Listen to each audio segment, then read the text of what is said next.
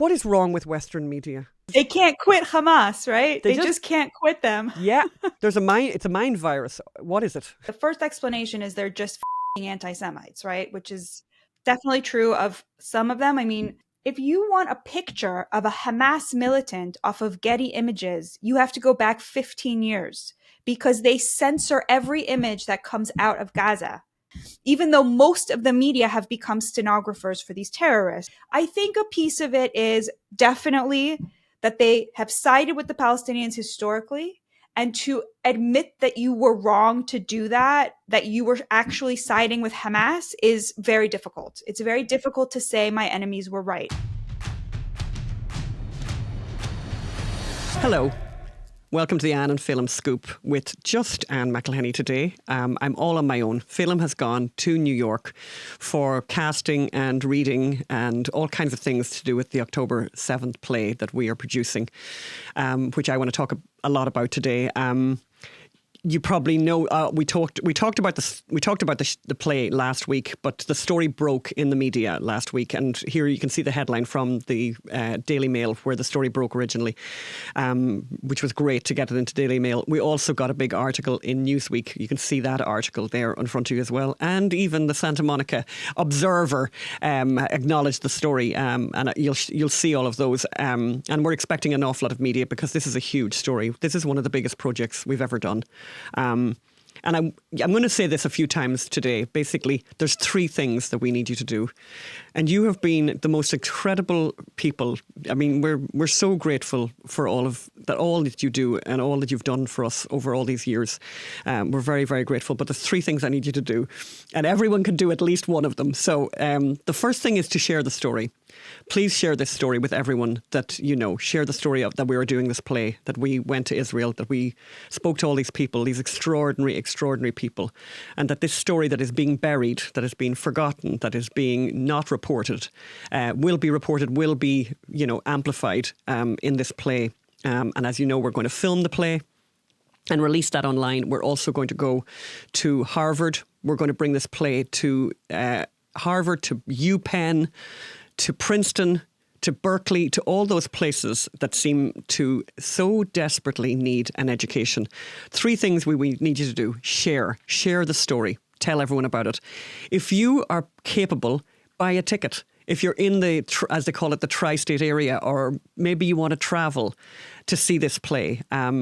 I just got the most amazing email the other day from one of you, you'll know exactly who you are, who is in Ottawa. And you wrote to tell me that your husband and son will be driving from Ottawa to New York to see the play. 7 hours. I looked it up on the map. And that's, by the way, 7 hours. I imagine it's longer than that if you think about it, because obviously I don't know how long it takes to get across the border. So thank you for that. So that's a challenge for the rest of you, by the way. So if somebody's willing to drive from Ottawa, where are you willing to drive from? And let me know, please. So we need you to share this story. We need you to buy tickets, and then we need you to donate. Please donate to make this possible. This is going to be a very expensive project. Many of you will have probably seen over the weekend that on Easter Sunday, pro-Hamas, pro-Palestinian protesters, agitators took over St. Patrick's Cathedral. There's a picture of them there with their, ceasefire now. Ceasefire now, when 134 hostages are still being held in Gaza, and no one's talking about that. 134 people still held, probably underground in Gaza. Who knows what condition they're in? All kinds of people, young, old, women, children, men and women, unbelievable, from all over the world, including, I think the 6 Americans. I actually don't care about, the fact that, what nationality people are. These are hostages that are not being talked about enough. We need you. So we need you to help us amplify this campaign. You can imagine we're going to be bringing it into the heart of New York. So we imagine there may well be some protesters might be turning up. So 3 things: donate, buy tickets, and share this campaign. I'm going to go right now to an amazing interview that I did earlier with Batya Ungar-Sargon from Newsweek. She is absolute delight. You'll be so happy to hear from her. She is just extraordinary, and we were so happy that she could come on the show. Let's go over to that right now. So we're so happy to be joined now by Batya Ungar-Sargon, who is an author, journalist and the deputy editor of Newsweek. I'm going to talk to her about her new book, second class, how the elites betrayed America's working men and women. But before that, and total honesty here, the main reason I have her on, because I want to talk about Israel. Batya, it's so nice to have you on our show. Hello. Oh my gosh, Anne, this is such a pleasure. A long time coming. I'm so happy to be here with you. I remember when we first met, you were simply one of the most delightful people I've ever met in my life. We were at a very stodgy conference and you were just so funny and you livened up this space. I mean, from the minute you started talking, I was like, we're going to be friends forever. I love that. Yeah, instant best friends forever. And then it was really nice, and I was so glad that I was there. As you say, it was anyway very a neat. I think they call it a neat meet among the young people now. Is that right? So I'm sorry to kind of interrupt this, very nice meeting with you to sort of ask you to think about October 7th and to ask you. Actually to start by saying, where were you? Where were you on October 7th? I was in synagogue. It was a holiday, so all of my technology was off. And October 8th was a holiday, and so I didn't find out the real extent of it until October 8th at night. But October 7th, some people in my synagogue who had heard started trickling in, and information started to come out. And I remember the first thing we heard was there's been a terrorist attack in Israel and they're saying that 40 people are dead. And we were in such shock. 40 people dead. How could it be? The days of this we thought were behind us. And it's so amazing to look back at our naivete in that moment, because we couldn't imagine. I remember somebody saying they took a female IDF soldier hostage. And I remember we couldn't have thought of something worse. A female IDF soldier, a woman hostage. How can you even imagine? And of course, now we know the extent of it is so much worse. It was just beyond comprehension. And so for the 2 days, we had not accurate information. Whatever trickled in. And we were just praying that it wasn't true. And then, of course, October 8th, I turned my phone on, I turned the TV on, and then was basically glued to the TV for the next 3 months. And yeah. And, I'm kind of interested, because one of the things this is a huge story. There's so much to say, but I think the personal experience of Jewish people to what happened around them has been extraordinary. Let me put a little personal story into this. I'm a Catholic, not obviously, but I'm Irish, and we'll have to explain that in a moment as well, by the way. But and you'll find this interesting and not good. But so I was in Ireland on October 7th. Oh, wow. And on October 8th, I was out with, meeting different people all over the place. And someone said to me, oh my God, did you hear they turned off the electricity in Gaza? and I made a noise like that. I was like, what? I said, you're going to lead with that? You're going to lead with the turn the electricity off in Gaza? This is a nice person who said this to me, by the way, and that shows. And I want to talk a lot about the media reaction, but can you believe that? That's somebody who's just soaking up local media, hearing what's on the radio, whatever, and that's what they led with. It's so amazing to me. I think Ireland is actually a really good example of how people, when they talk about the Middle East, are actually talking about themselves. I've heard, I don't know if this is true, that there's a street in Belfast, and on one side of the street, it's all Palestinian flags, and on the other side of the street, it's all Israeli flags. And it just basically that Irish people project the troubles onto the Middle East. And so if you're a Catholic, you identify with the Palestinians, and if you're Protestant, you identify with Israel. And I think definitely educate me if that's not correct, but I think there's a lot of that going on as well in America. These students on college campuses, they don't know squat about the Middle East. They don't know anything. They know that they have immense amounts of white guilt because it's pumped into them like a drug from the time they start going to these elite institutions. And as a result, they see Israel as a proxy for American power and for American values. And so they hate it because they hate America. Yeah. That's kind of my reading. There's so much here, but were you shocked by the reaction? Were you shocked by the reaction? Because I'm really shocked. I'm super naive. I did not believe we lived in an anti-Semitic world. I didn't believe that. I didn't know that. If let's say I definitely didn't know that. Did you know the world was that anti-Semitic? Did you know that? Um, I did, but I can't tell you how validating it is to hear that. Like, because there's so much gaslighting going on about it that when someone can see it, it's like we're all walking around like with this feeling of like being gaslit, like, and when somebody just says the truth like you just did, like, Jews feel epidural levels of relief when somebody just acknowledges the truth. It's almost like our shoulders can relax and we're like, okay, you can see it, because there's just so much denial, denial, denial. Yeah, we knew. Oh, Some of us, a lot of progressive Jews didn't. right. Unfortunately, about half of the American Jewish community is progressive, and so they sort of were living in this kind of, you know, it's I try not to air our dirty laundry in public because I feel like I don't know if it's so good for the Jews, but, they were a lot of Jews in America are, people often say to me in conservative spaces, why are Jews so liberal? And it's not because they're Jews. It's because Jews are very educated, and our university system is basically like a woke mind virus factory. And so they go there and they learn the same things that everybody else does. So, they didn't know that anti-Semitism still exists because they were potentially part of the problem. But, there's been a lot, and it's interesting because there were cases that were very ambiguous where I would be talking to good people, for example, about Jeremy Corbyn, people who I still love Yeah, yeah, and are yeah, close yeah. friends, who would say to me, he's not anti-Semitic. He just doesn't like Israel because he sides with the underdog and the Palestinians are the underdog. And we would go back and forth about it, and one can have a debate about that. I still love these people, but I hope now it's more clear, like what we were sensing back then was accurate, because of course now it's all come out in the open. Yeah. And what have you? Have you experienced? I mean, I've heard stories. I mean, people have. I've obviously. I moved. By the way, I literally didn't know anyone Jewish when I lived in Ireland, because Ireland has about 7 Jews that live in Dublin or whatever. Actually, the community's probably bigger than that, but it certainly wasn't an experience. And then, of course, I come to live in Los Angeles, so I only have Jewish friends now.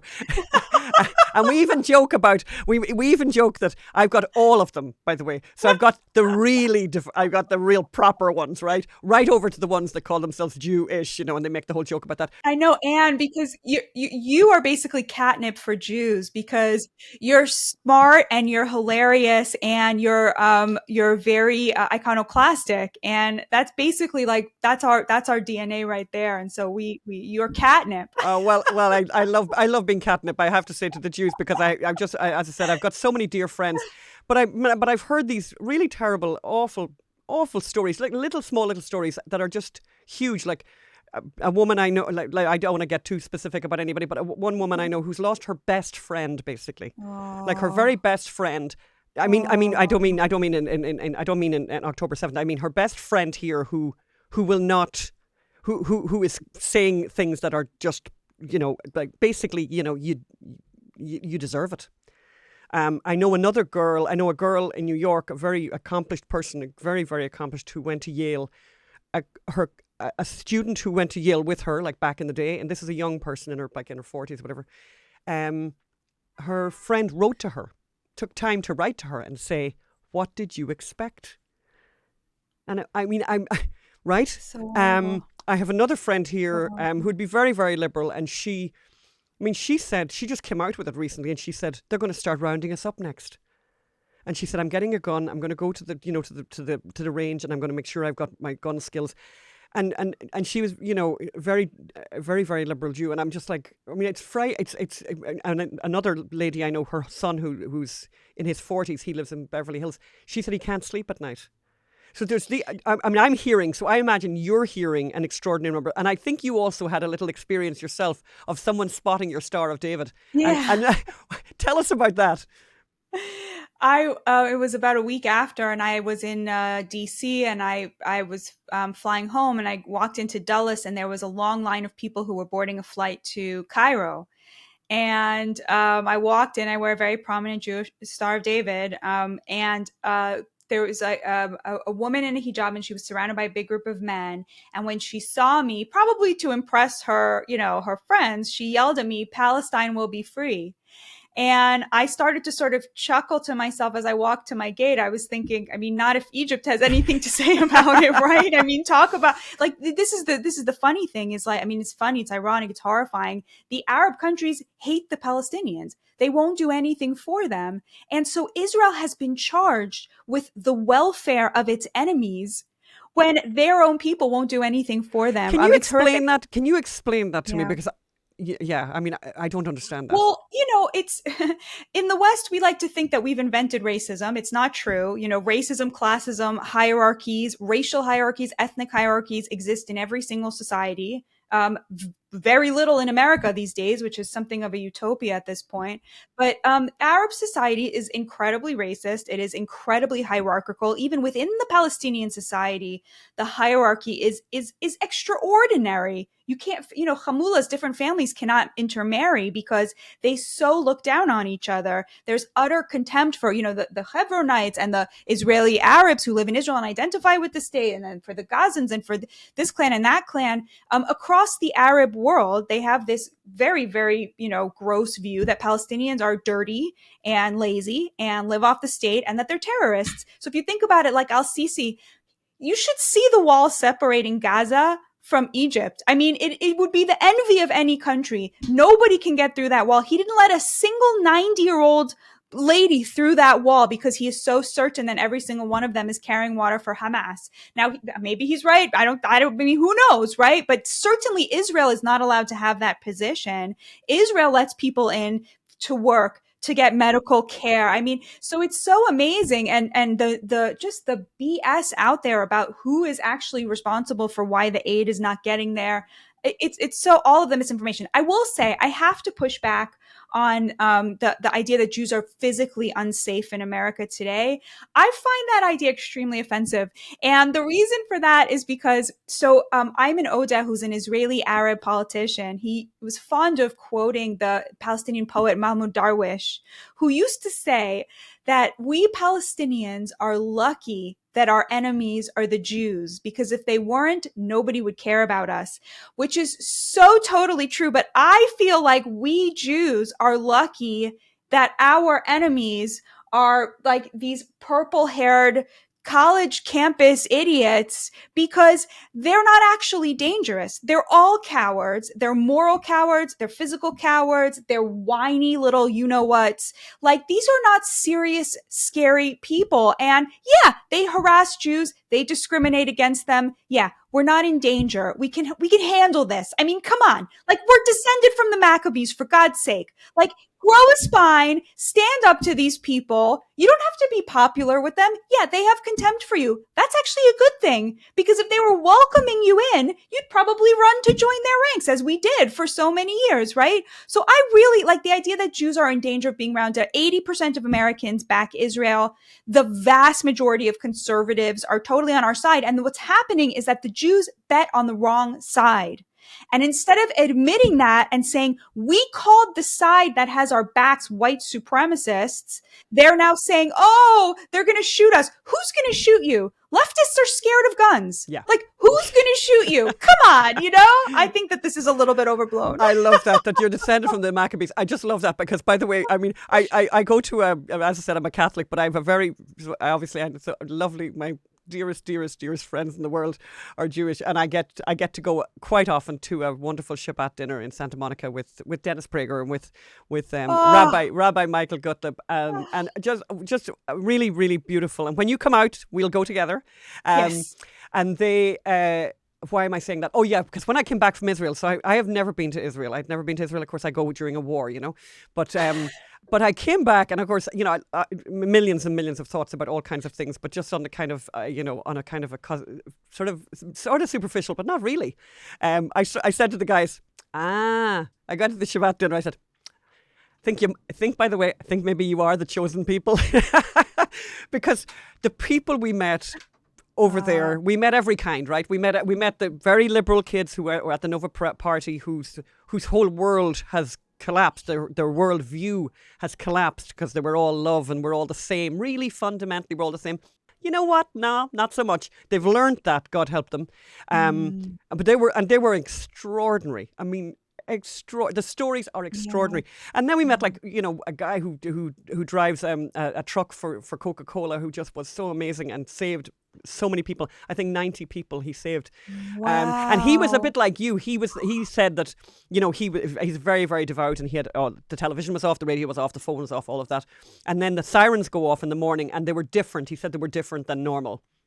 And he thought, you know what? In this occasion, I'm allowed to turn the television on. So he in that situation, and he turned the television on, and his first thought was, and oh my God, I love this guy. His first thought was, who is going to save the young people at the party? And it was like, and he knew the answer, and he knew the answer because he had a truck, and there's a photograph. I have a fabulous photograph of him. I'll put it up there actually right now. A fabulous photograph of him driving these kids, and you can see the kids all stuck in behind in the truck. You'll see the photograph on the screen there. And I love what he said. And one of the things that came up with us was, anyway, there's so much to say, but the kids that he was saving were obviously of Jewish, they were born Jewish, but they were all atheists, and they start texting their parents going, wow, this guy, like, he's broken Shabbat. And I'm like, and he said, that's like how little they know about their religion. That of course you break Shabbat to save a life. You always break Shabbat to save a life. And anyway, he's just one of so many extraordinary people who, I mean, I was blown away by the people I met. I was blown away by the country, and I kind of thought to myself, why wasn't I here before, What an extraordinary place. Oh my God. And what amazing people. Who's going to go save them? And he knew the answer. Like, that's... Oh, I could really get you going here. I mean, there was a beautiful girl. I'll tell you one other story, Shani. Oh my God. So gorgeous, of course, like gorgeous. And she has a boyfriend who's gorgeous, like that. They're both models, this kind of thing. And we spoke to her for 3 hours, and she was at the party, not with her boyfriend, with 3 friends. And then, the attack happens, and she starts running with her friends, and people are getting shot dead on each side. And she says to the girl, her friend, the girl, there's 2 boys and a girl. She said to the girl, I'm going to have to do something.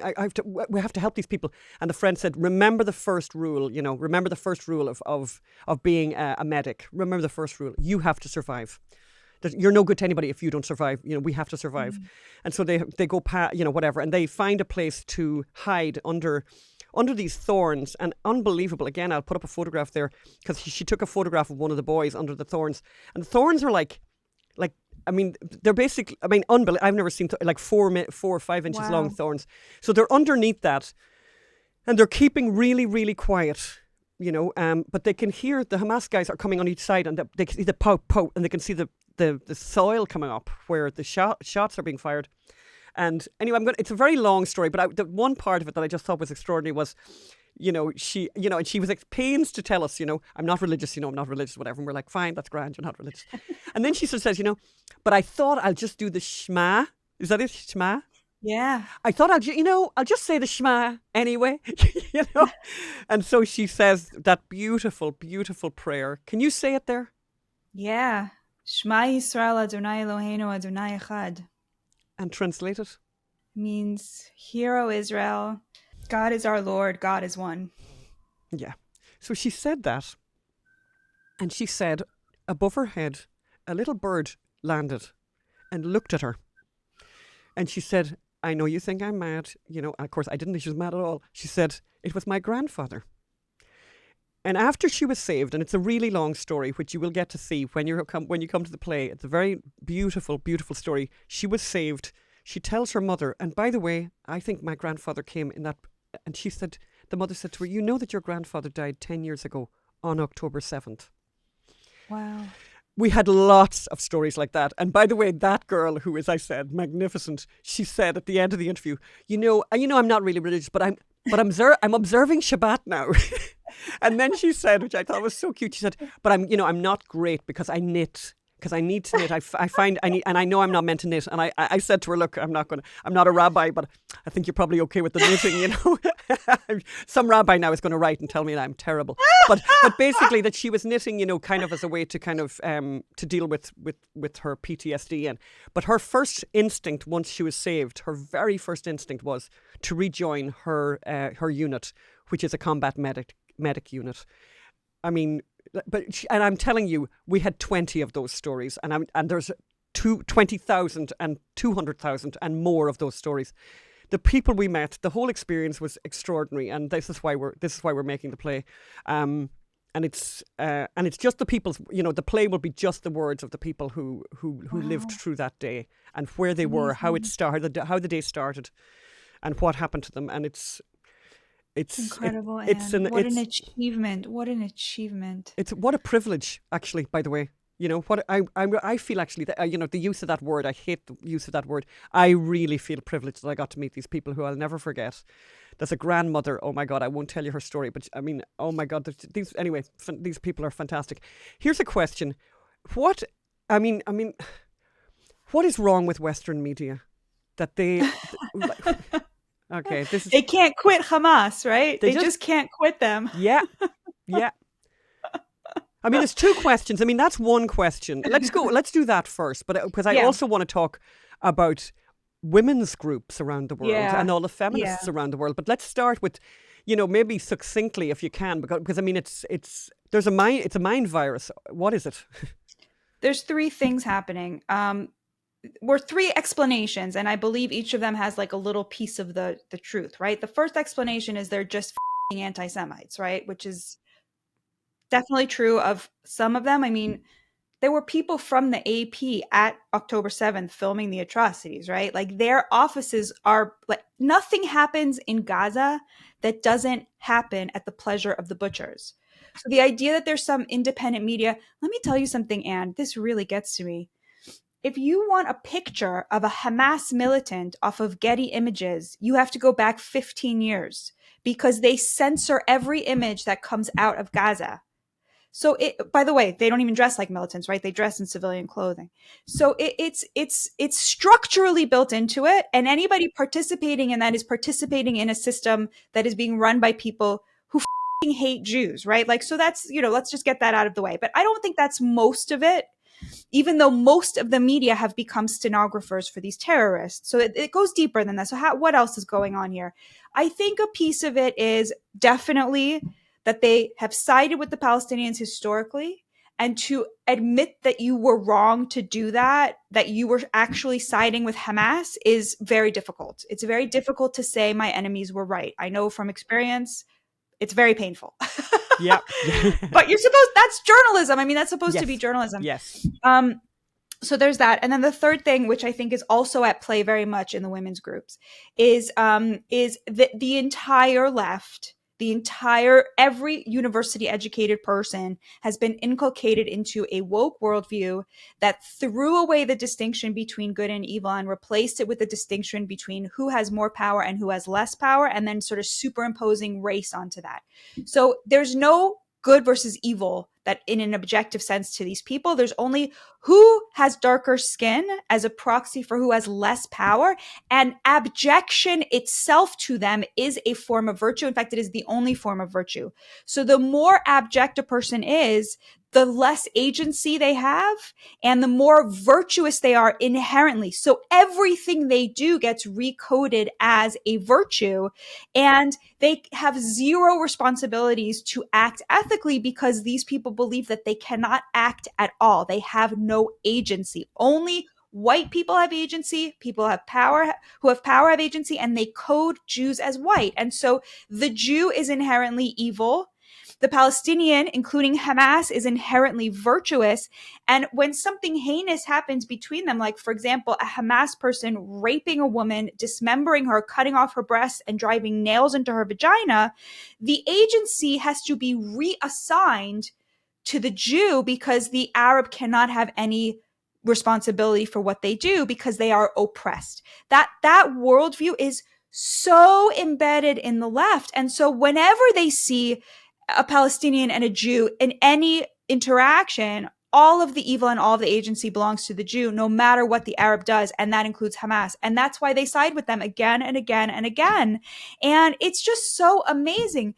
They are out here mourning the deaths of mass raping child butchers. Like, it's so crazy. Like, but they can't, to get outside of it, to acknowledge this, to hold Hamas responsible would be to admit that their entire worldview is disgusting. And it's very hard to do that. I mean, most of us are not up to that task. And that, I think that's the explanation that makes most sense to me. Do you, I mean, you know, it's an awful thing to say, but I mean, is it possible that some good will come out of this? I almost hate the construction of that question, but do you know what I mean?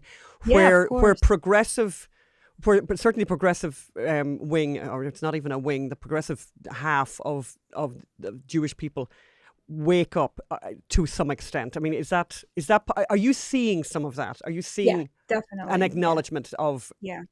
their position being inaccurate?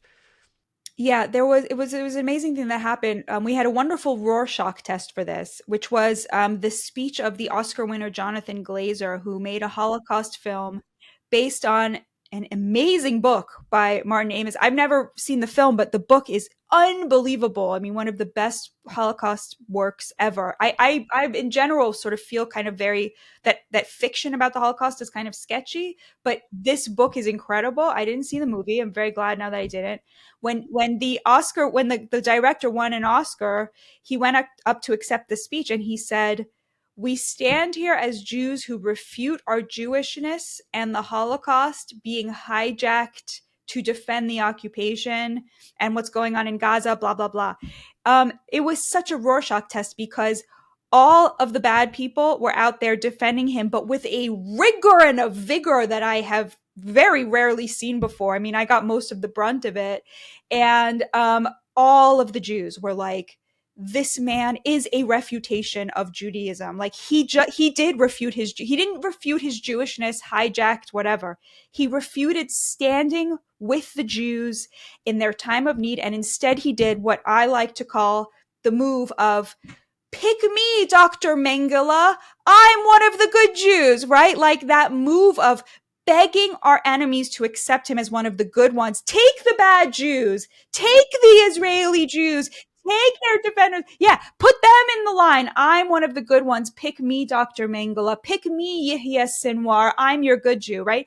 And there was I didn't see, the only Jews who were defending him were that teeny tiny minority of like anti-Zionist Jews who are such a minority in our community, but because every anti-Semite wants one in their pocket, they get elevated and they get like a big following, you know. But I really was buoyed to see how many Jews were just like, this man is disgusting. Yeah. Just unbelievable. I mean, yeah. We were watching. We always do that thing as we watch the Oscars, so our audience doesn't have to, and then we talk about it afterwards. But it's like it's painful to watch, you know. I mean, it really, and that really, we were kind of waiting and watching and thinking it'll be interesting to see what happens here. And there was very little of it otherwise. Correct. I will say, Correct. I have to say, I think there was a moment of glory to Ireland, because when Cillian Murphy got up to get his Best Actor award, I was like, is he going to say something? I mean, I'm sorry, forgive me. I do assume most Irish people are kind of on the side of Palestinians. But what he said was, he said, we're all living in Oppenheimer's world, and I dedicate this to the people seeking peace. And I thought to myself, this is a man who's siding with the Palestinians, but he doesn't have he has enough class to say it in a way that someone like me can hear it and can say, I respect that about you. I respect how you said that. I respect that as a like, I don't know. I thought that he really acquitted himself with a lot of class while not wanting to say nothing. I don't know. That's how I read that. How did you read it? Well, first of all, I'm incredibly impressed that you can pronounce his name correctly, because a lot of Americans think it's Cillian. So yeah, well done on that one. I just kind of, I'm so disappointed and shocked by Ireland. I mean, I really am. But let me tell you something that I think will warm your heart. I'm really going to kill you with this one. My sister, Catholic, in Ireland, at Christmas, over the Christmas holidays, she put one decoration in her house, and it was a Star of David in her front window. So I'm very proud of her for doing that, and I love telling everyone here that she did that. And because Ireland is mad. It's completely mad.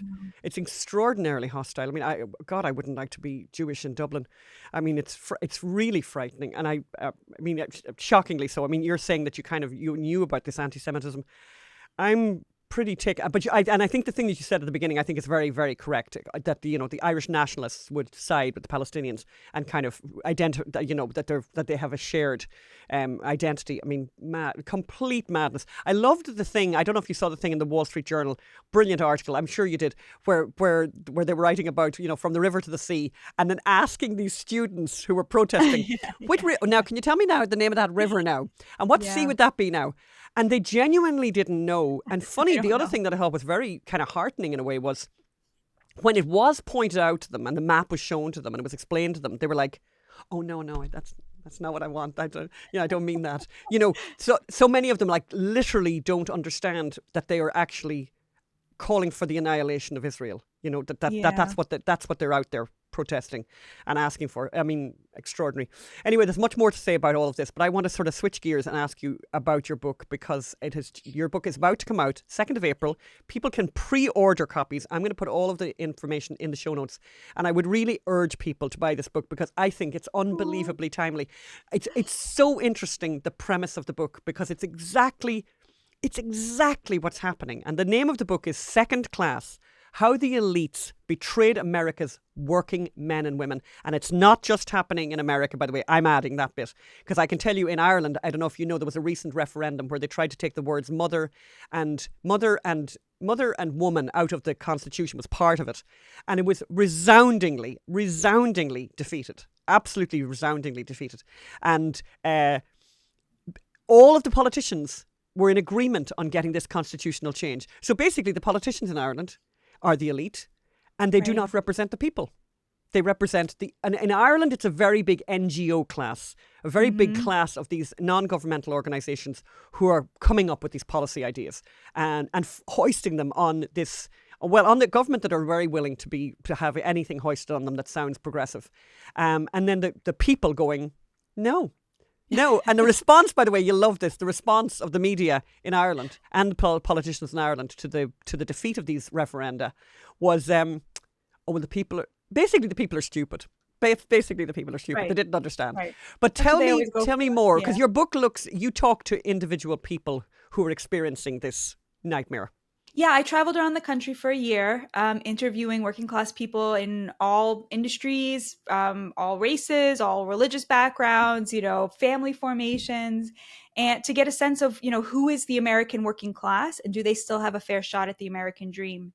And they feel acutely the contempt of the ruling class over them. And what I found was astonishing, which is that liberal working class people and conservative working class people, by and large, agree on it. Almost everything.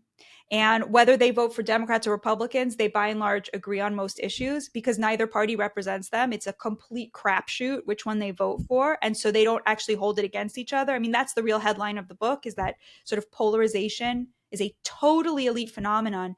We also have a huge NGO class, but it's sort of, 30% of the country has a college education and, 20% are in this sort of top, quintile, which is hoarding the American dream, hoarding over 50% of the GDP. They have immense privilege. And what they do with that privilege is, in a bygone era, people would have understood, that what you do with that kind of privilege is you thank God for giving you an easy life. And then you have a sense of noblesse oblige, that you owe something to the country, the community that made you so successful and made your life so freaking easy, while there are people cleaning toilets and, I guess in the day farming and working extremely hard.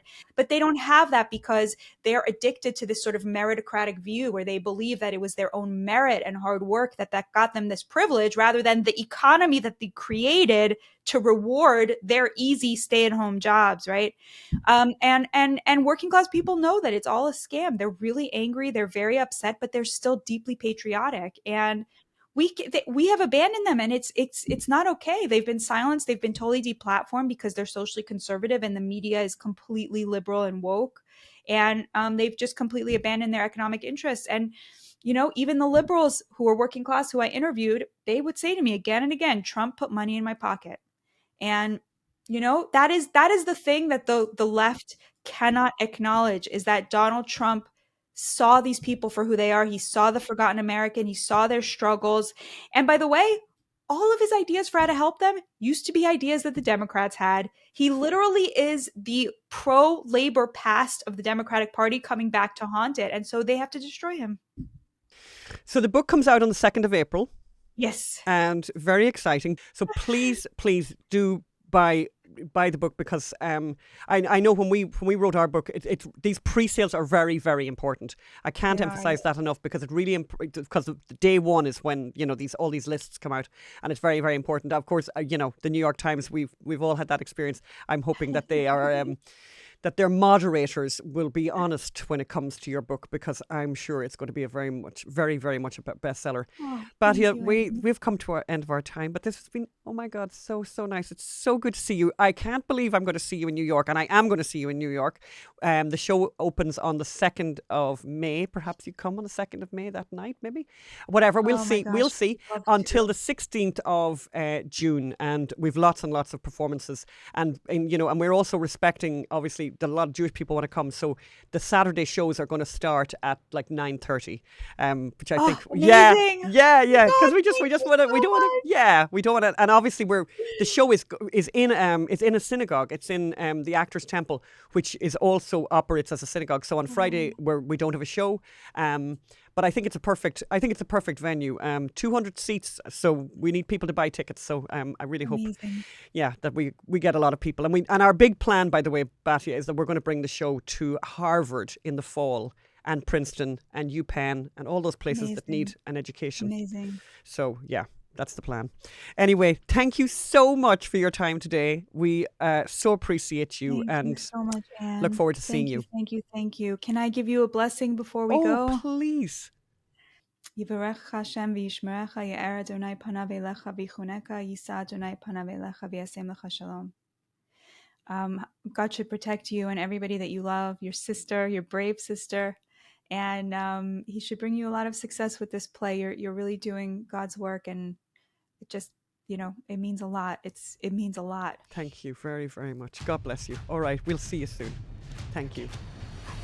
So Batya's book came out yesterday. Please buy a copy of the book. It's called Second Class: How the Elites Betrayed America's Working Men and Women.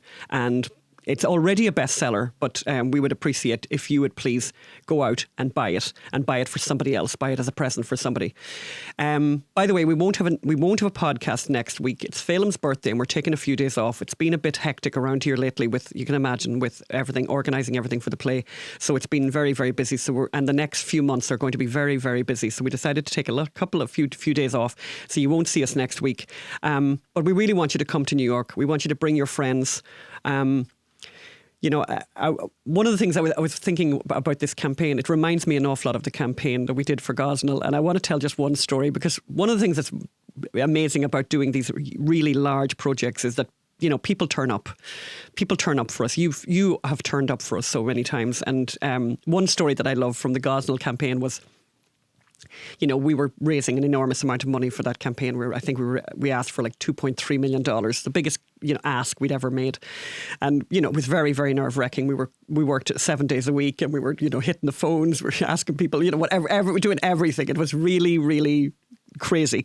And at one point, Magda came to me and said, there's a woman in Colorado, and she's trying to, she's having problems with PayPal. She's trying to donate $10,000. And I'm like, she's trying to donate $10,000? Give me the phone.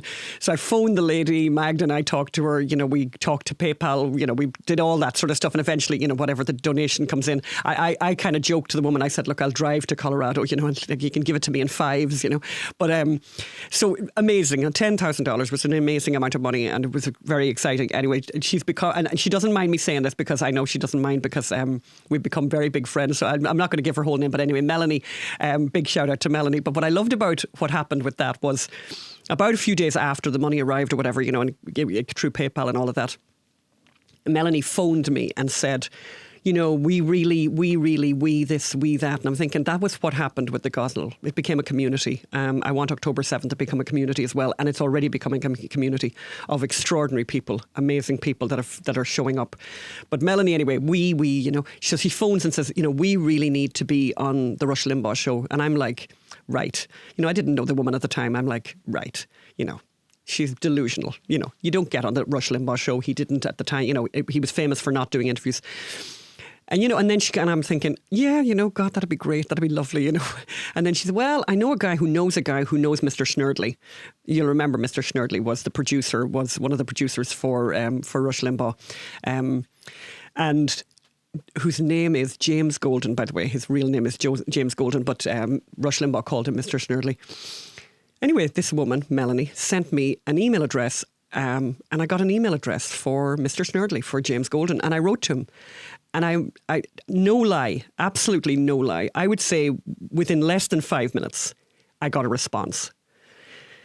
And he kind of wrote really like almost conversation. He was like, this looks good or whatever, but who are you? Like, who are you? And I kind of thought, God, how do I describe who I am? And I wrote back and I said, I thought maybe, the last big thing we had done was Frack Nation. And I wrote back, I went, well, we made a documentary about fracking called Frack Nation. It's on the television. And he wrote back in all caps, we love you. We're going to get you on the show. I tell no lie. And he then said, give me your telephone number. He phoned me, and James Golden is a friend of mine. What a lovely man. But basically, he then said, as you know, Rush does not do interviews himself, but he has guest hosts and they do interviews. And I think it was Eric Erickson who at the time used to sit in for Rush occasionally.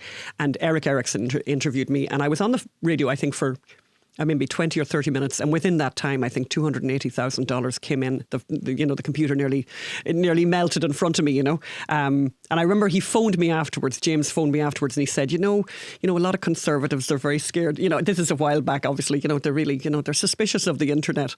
Some people have phoned already asking, like, is there another way that they can donate? And I'm like, yeah, you can always send a check. And actually, talking of which, I will put up the address where you can send checks to if anyone wants to send a check. But I just love that story. We're coming to the end of this show. I mean, I'm so pleased we had Batya. I mean, what an extraordinary interview that was. But, please do the 3 things that we need you to do. Please share the story of the October 7th play. There are I think there's 13 characters that will be on stage, and they are all people who we met in Israel. The most extraordinary people with the most extraordinary stories of how they survived, what they witnessed on that day, on October 7th. They are so powerful. I'm so excited to share this with you. And for those of you who think, okay, well, I can't go to New York, don't worry, because we're filming it. We're going to have a film crew go. We're going to film it and release it so the whole world get to see and hear these extraordinary stories. So again, 3 things that you can do. Share this story. Please donate. And please buy tickets and get people that to buy tickets. The theatre is bigger than what we're used to. I think there's a total of 200 seats, and we have a lot of performances. The very first performance, the first preview is on May 2nd. The last performance is on the 16th of June. And I can, on the link, if you go to October7ththeplay.com, October7ththeplay.com and click on tickets, it'll bring you to the calendar of all of the dates that we have. And you can also go to, and on the same place, on unreported, on exactly the same place, you'll see on October7ththeplay.com, October7ththeplay.com, you'll see a link also to donate, and that'll bring you directly to the Unreported Story Society donation page where you can donate. And we are a 501c3. All donations are tax deductible. That's it for this week. We won't see you next week. But please do these 3 things. Please share the story. Please donate, and please buy tickets. Thank you so much. And the next time you see us will be Phelim and I after our holiday. Thank you.